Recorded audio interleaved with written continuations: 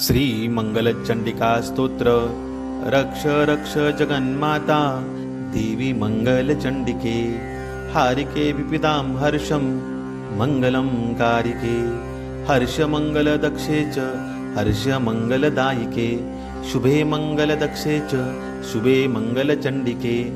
मंगलं मंगलं दक्षे च सर्वमंगलमांगल्ये। सदा मंगलते देवी सर्वेषां मंगल्याले। पूजे मंगलवारे च मंगलाभीष्टदेवते।